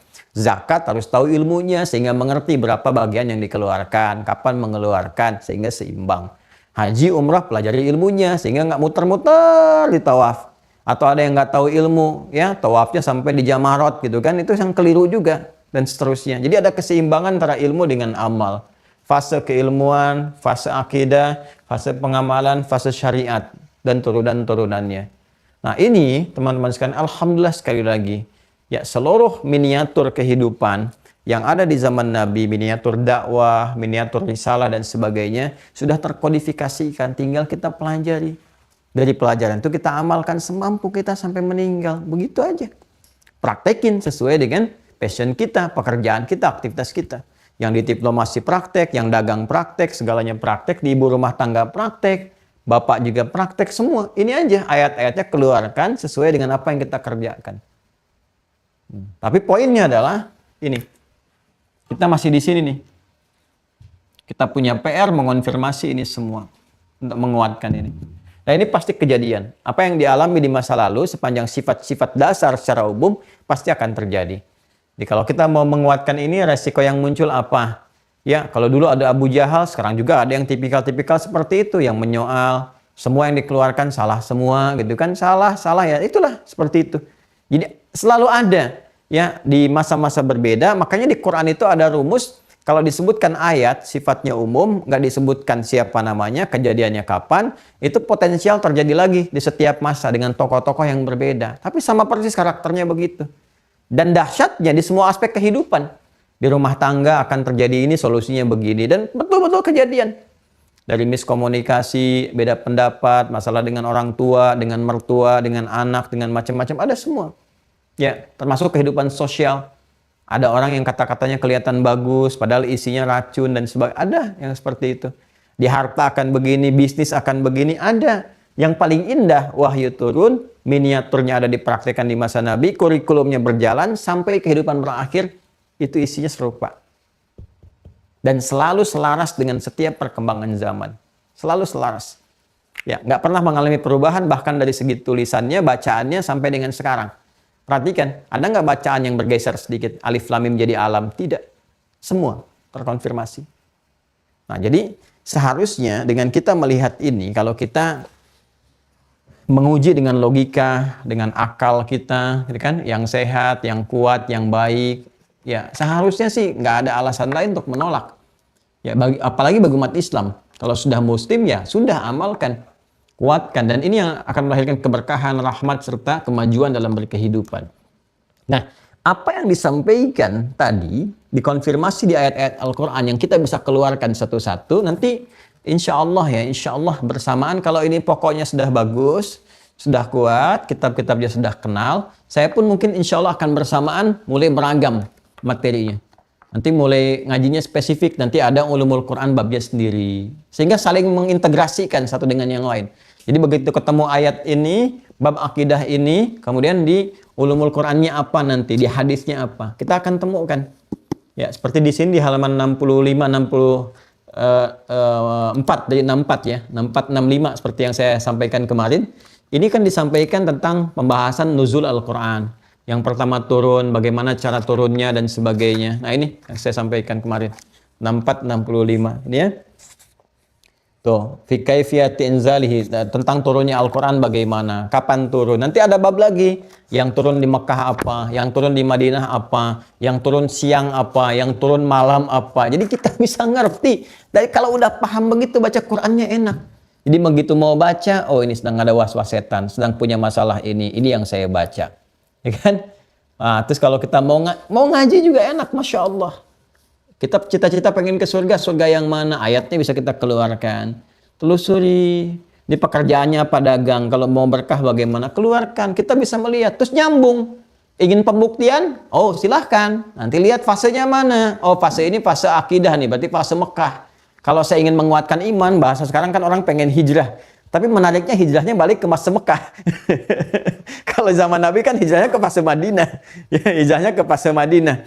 Artinya ke fase Madinah itu mudah untuk beramal. Kalau orang sekarang kan hijrahnya balik ke fase Mekah, nguatin lagi keimanan, keyakinan. Gitu ya, tapi tidak apa-apa. Artinya kan di sini dalam tanda petik ya, untuk menguatkan kekuatan iman, kekuatan jiwa. Gak ada masalah, bagus. Kita pelajari kembali. Nah, yang paling menarik, begitu kita kembalikan ke konsepsi tadi, menguatkan iman, menguatkan jiwa, dicek.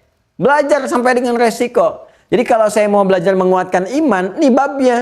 Apa bab di antaranya? Ini, bab tentang menguatkan keimanan kepada Allah. Kalau akan masuk menguatkan iman kepada Allah, yakin, mempraktekkan ibadah, saat yang bersamaan belajar sejarah, dikonfirmasi di sejarah. Lihat bagaimana perjalanan Nabi berdakwah. Ada celaan, ada cemoohan, kan? Ada gangguan, ada tokoh-tokoh yang muncul, kan? Dulu ada Abu Jahal, kadang-kadang tantangan dari dalam seperti Abu Lahab dan sebagainya. Itu belum tentu teman-teman mendapatkan semudah semulus yang seperti kita harapkan, karena fitrah ini muncul. Fitrah ini untuk mengonfirmasi sekaligus menguji, serius gak mau hijrah? Serius gak mau beriman? Nanti baru dicela sedikit, jadi nggak berkerudung lagi, gitu kan? Baru dibilang soleh, sudah balik ke pertemuan semula lagi, gitu kan? Dan seterusnya. Jadi ini fitrah. Jadi kalau kita belajar sejarah, oh iya ya, Nabi aja diuji, sahabat diuji, gitu kan? Masa kita yang bukan Nabi, bukan sahabat, nggak mau diuji? Terus bagaimana untuk menunjukkan keseriusan kalau nggak diuji? Makanya jangan heran, ya baru kita mengungkap kita ingin berniat menjadi baik, ke teman-teman minta maaf, muncul cemoohan, sekarang muncul juga ujian di media sosial. Ya, namanya macam-macam, bisa buzzer, bisa macam-macam dan sebagainya. Tapi itu mengonfirmasi kebenaran risalah. Ya, seperti dulu ada Abu Jahal, mungkin sekarang ada abu-abu yang lain, tapi kan perilakunya nggak jauh beda. Gitu kan? Nah, kalau yang baik-baik juga ada, alhamdulillah kita dapati. Nggak usah mencela orangnya, tapi alhamdulillah mengonfirmasi kebenaran syariat. Tinggal praktekkan dakwah. Seperti Nabi mengajak Abu Jahal, gitu kan? Seperti Nabi mengajak juga pamannya Abu Lahab, yang lain-lainnya. Kita pun bisa sampaikan risalah dakwah saja. Dakwah, mendoakan pada kebaikan, ngajak. Kalau pelanggaran hukum ya proses dan sebagainya, normal saja kehidupan. Gitu kan? Alhamdulillah. Nah, ini gambarannya teman-teman sekalian. Di hadis juga demikian. Nah, ini konfirmasi terakhir. Setelah paham, saya tunjukkan kitab-kitab, baru kita ngaji isinya. Di hadis pun seperti itu. Setelah mengonfirmasi itu 6 bulan pertama tuh, mimpi yang benar, ya, tentang kenabian. Jadi dimulainya indah sekali, dimulainya indah. Tatanan keilmuan dalam Islam itu, yakini dulu kebenaran Allahnya. Kalau udah yakin Allah itu Tuhan, maka untuk beramal lebih mudah. Bagaimana kalau bisa beramal, kalau nggak yakin Allah itu Tuhan kita? Maka untuk meyakinkan ada ilmunya. Setelah yakin, kita tahu, kita mengenal, bagaimana kita bisa mendekat kepada Allah, diutus Rasul. Tapi kita harus pastikan, ini Rasul benar nggak Rasul? Dari mana taunya? Ya, betul nggak yang diklaim Rasul itu sama dengan yang dulu-dulu yang sudah dibuktikan jadi Rasul? Harus dikonfirmasi. Cirinya sama nggak dengan yang masa Nabi Nuh, Nabi Ibrahim, Nabi Musa, Nabi Daud, Nabi Sulaiman, sampai ke Nabi Isa? Ya, pernah mengalami peristiwa yang sama nggak? Ada mukjizatnya nggak? Dicek dulu. Dan itu bisa dikonfirmasi di dalam Islam dengan disiplin keilmuan yang nyata, terkodifikasikan ilmunya, bisa dicek. Dan validitasnya bisa diuji. Maka muncul para ulama menuliskan. Di sejarah dituliskan. Tanda-tandanya bagaimana. Muncul kitab sirah. A, B, C. Dikonfirmasi. Oh sama. Dengan Nabi dulu punya tanda kenabian begini. Ada stempel kenabiannya. Pernah mimpi begini. Begini dikonfirmasi. Malaikat turun. Dari sejarah terbukti. Dari ajarannya apa? Sampai ke hadis. Di kitab hadis pun yang pertama kali dibuka konfirmasi kenabian dulu. Jadi yang paling indah begini, di Al-Bukhari dikonfirmasi kenabian, di hadis Muslim dibuka dengan sanad. Tuh. Jadi ketika disampaikan benar ini Nabi Rasul, dari mana jalur mengetahui kalau itu Nabi Rasul? Maka dibuka dengan sanad. Nih, disampaikan oleh si fulan sampai ketemu. Si fulan ini orang baik bukan? Ada lagi kitabnya, Jarh wa Ta'dil, Mizanul I'tidal. Ada Syiar Alam Nubala, dijelaskan si fulan yang menyampaikan ini lahirnya tanggal sekian, tahun sekian, wafatnya sekian, gurunya si fulan ini, muridnya ini, perilakunya begini, detail sekali. Kalau ada penyimpangan kelihatan, oh si fulan itu begini, suka cerita, sehingga nggak bisa dibedakan antara cerita dengan apa yang disampaikan sebagai hadis, detail sekali. Sekali lagi, cari silakan referensi dalam keagamaan yang menguatkan ajaran keagamaannya dengan pola seperti tadi. Susah ditemukan. Makanya susah disoal. Mau nyari celah apapun kejawab. Mau nuduh Sayyidah Aisyah kejawab. Ya mau nuduh Nabi apa lagi. Mau menyoal Quran langsung terkonfirmasi jawabannya. Dan itu ditemukan. Karena kenapa? Karena risalahnya abadi. Terjaga semua. Gitu. Itu yang kita syukuri. Cuma bersyukur itu tidak harus mengatakan Alhamdulillah. Tidak. Ya, itu pembuka. Intinya adalah kanji isinya, pelajari, dalami. Nah, setelah kita mengetahui fase kebenaran kenabiannya, baru masuk ke ajarannya. Nah, ke ajarannya masuk kitab yang kedua. Jadi di kitab Al-Bukhari ini kita akan ngaji pertama ini. Setelah mengonfirmasi ini semua, cek dulu lewat hadis, baru kita sampaikan ke kitab-kitab yang telah ada. Nah, ini di sini nanti kita akan mulai dengan Kitabul Iman. Di halaman 23, kitab topik yang kedua. Ya, kitab iman karena ini pondasi sudah kuat, Al-Quran sudah disampaikan, ayat-ayat tinggal Anda turunkan dan surat-suratnya, saya sudah berikan clue-nya. Kalau sudah saya sebutkan juz amma, maka mengikat ya kepada semuanya, wajib untuk dihafalkan ya. Jadi yang sudah masuk merah, hafalkan juz amma ya, yang pertama kali. Nanti setelah itu terus sampai hafal 30 juz. Nggak tahu kita meninggal di juz yang keberapa, gitu kan. Ya, jadi nanti semua mengikat begitu. Kalau ada hadis, pahami hadisnya. Kalau hadis tidak menuntut dihafalkan, asal kita paham isinya, alhamdulillah. Tapi Quran bawa sebagai kebanggaan menghadap kepada Allah. Nanti akan dicek. Jadi kita berimannya seperti ini. Kenapa kamu pilih Tuhannya Allah? Ya, tahu dalil ayatnya, tahu maknanya, tahu tafsirnya, tahu logikanya, dan dipakai dalam sholat. Jadi ketika baca Qul huwallahu ahad, ada resapan dalam jiwa. Qul ya ayyuhal kafirun, ada resapan dalam jiwa. Demikian seterusnya. Kita mulai dengan itu. Nah, di hadis kita akan coba Al-Bukhari dulu. Al-Bukhari, Kitabul Iman kita mulai. Setelah kita Badul Wahyi, tadi saya sampaikan secara umum gambarannya. Sudah selesai. Ya, nah ini kita masuk ke sini. Nanti kita konfirmasikan, ini detailnya. Jadi kalau tadi ayat-ayatnya, gambaran-gambaran secara umumnya, nanti di hadisnya seperti apa. Kalau iman lagi naik, gambarannya contohnya apa. Kalau turun, gimana mengatasinya. Kalau mengangkat, mengatur supaya stabil seperti apa. Ada di sini semua. Faktor-faktornya apa. Menjaga tubuh kita supaya konsisten pada keimanan bagaimana. Ada di sini nanti. Ya. Nah, nanti untuk memahami ini, ada syarahnya juga. Nanti kita hadirkan syarahnya supaya tidak salah dalam memahami. Jangan menyimpulkan sendiri. Ya, baru setelah itu kita pertajam. Kalau sudah kita pertajam, masuk kepada bab-bab penguatan ke dialektika. Baru kita gunakan kitab-kitab. Nah, yang ini sudah saya sampaikan pokok secara umum. Ini sudah saya terangkan dari 30 lebih video kurang lebih. Ini isinya kitab ini semua. Kalau kita ngaji kitab ini, ya isinya nggak jauh beda dengan apa yang telah saya sampaikan. Ya, karena dulu kami menghafal. Jadi kita hafalkan isi, bahkan di ujian pun kita kalau mau nulis jawab soalnya cuma 3. Tapi kita untuk menjawab setiap soal itu diuji dengan hafalan kitab dulu. Ya, jadi Asmaul Husna harus ditulis dulu, Al-Asmaul Husna, itu kan puncaknya di Al-Asmaul Husna. Al-Asmaul Husna ditulis 99 dengan maknanya, dengan dalilnya, dengan hadisnya, dengan klasifikasinya. Kalau sudah jawab itu baru boleh menjawab pertanyaan. Ya, mau jawaban pertanyaannya itu singkat, padat, panjang, silahkan. Yang penting jawab ini dulu. Nah, ini isinya kurang lebih 30 video yang telah kami sampaikan itu. Itu ada di sana. Jadi kalau teman-teman ngaji ini, ya nggak jauh beda dengan apa yang saya sampaikan. Cuman saya sistematiskan supaya lebih mudah dipahami. Kalau ingin mendalami nanti boleh dibaca secara cepat supaya diketahui. Ya. Kemudian untuk selanjutnya nanti ada kitab-kitab lain juga, kita akan konfirmasi. Ini ada Fathul Majid, seperti yang saya sampaikan. Ya. Nanti ada Al-I'tiqad Al-Khalis. Ya. Kemudian nanti ada Al-Iqtisad fil I'tiqadnya Al-Imam Al-Ghazali. Kemudian nanti ada Mudzakkirah Ilmi Tauhid yang kurikulum Al-Azhar, seperti saya pernah tunjukkan.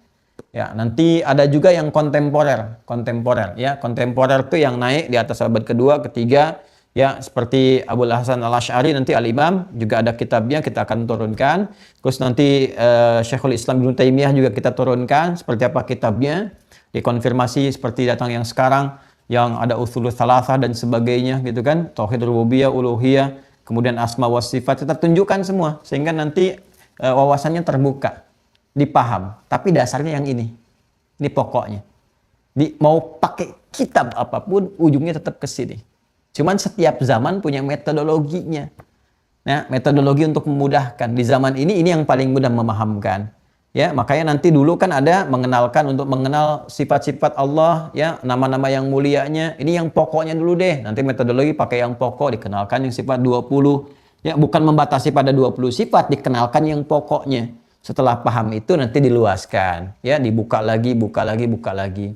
Nanti di masanya naik ke atasnya lagi, zamannya sudah agak berbeda, karakteristiknya tidak sama, dibikinkan lagi seperti metodologinya, ya, dipecah jadi klasifikasi 3 bagian, bukan ingin menjadikan 3, bukan, memudahkan rumusan pembelajaran. Maka dikenal dengan uluhiyah, teologi, rububiyah, asma wa sifat dan sebagainya. Muncul kitab-kitab, ya. Nah, cuma nanti persoalannya ketika masing-masing menjadi kelompok-kelompok, ya, madzhab-madzhab, firqah-firqah terbawa terus tuh. Nah, ini yang jadi repot tuh ketika ada asobiyah, fanatisme. Seakan nanti ini yang benar, ini yang salah, saling berdebat, diskusi, apalagi nanti masuk provokasi-provokasi tertentu supaya dipecah belah, sehingga saling menyalahkan. Nah, ini yang nanti yang kita akan carikan benangnya di mana nih, sampai ke sini, sampai paham. Tapi dasarnya dari sini dulu. Kalau ini nggak paham, ini terjebak ya pada hal-hal yang tidak produktif, kontraproduktif pada akhirnya. Ya, nanti yang jelas-jelas salah dibenarkan, yang benar malah saling berselisih, itu yang repot. Yang jelas-jelas salah kan banyak. Ya, nanti ada Mu'tazilah misalnya, ya, ada aliran apa lagi, Qadariyah, Jabariyah, macam-macam lah, sampai kita akan kenal itu. Kalau masuk ke Syiah seperti apa, ini masuk ini bagaimana, asalnya dari mana, bukunya seperti apa. Dari buku-buku mereka juga kita akan baca, kita tunjukkan. Ya, kan alhamdulillah kita bisa akses. Nanti ada kita tunjukkan ini bukunya, ini ininya, ini gambarannya dan sebagainya. Jadi kita bisa paham dan kita bisa bersikap proporsional. Ya, proporsional ini kita harapkan. Ini baru bab akidah loh teman-teman sekalian. Nanti belum masuk ke fikih. Ya, karena di akidah pun ada mazhabnya sendiri. Akidah punya mazhab sendiri, di fikih juga punya mazhab sendiri. Bukan hanya mazhab fikih yang terkenal. Ada 4 mazhab yang paling populer, ya, seperti Abu Hanifah, Hanafiyah, Malikiyah, Imam Malik, ya, Syafi'i, Imam Syafi'i, kemudian Hambali, dengan Imam Ahmad bin Hambal. Bukan hanya itu, di akidah juga ada sama. Tapi yang tidak banyak diketahui pada umumnya, sesungguhnya itu semua metodologi untuk memudahkan, terhubung pada sanad yang sama. Cuman tinggal kita pelajari mana yang benar, mana yang menyimpang. Yang menyimpang kita tepikan, yang benar kita lihat mana yang paling sesuai, yang kira-kira menghadirkan kenyamanan dalam kita, menjaga akidah kita dengan metodologi sesuai yang paling memudahkan, silahkan dijaga tanpa harus saling kemudian kita berselisih, ya, membentuk faksi-faksi tertentu, dan puncaknya nanti ya saling melukai, itu yang tidak kita harapkan.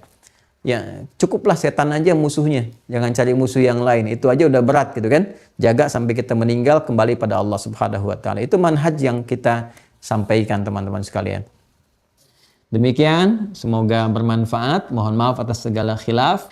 Semoga Allah sekali lagi merahmati apa yang telah kita lakukan dan memberikan bimbingan sampai akhir kehidupan, menyehatkan kita semua dan memberikan ridhanya di puncak tertinggi dalam kemuliaan. Allahumma taqabbal minna innaka antas sami'un alim wa tub alaina innaka antat tawwabur rahim. Rabbana atina fid dunya hasanah wa fil akhirati hasanah wa qina adzaban nar. Allahumma faqihna fid din wa 'allimna at-ta'wil. Wa sallallahu ala sayyidina Muhammad wa ala alihi wa sahbihi ajma'in wa akhiru da'wana subhanakallahumma wa bihamdika nashhadu an la ilaha illa anta nastaghfiruka wa natubu ilaik walhamdulillahi rabbil alamin. Assalamualaikum warahmatullahi wabarakatuh.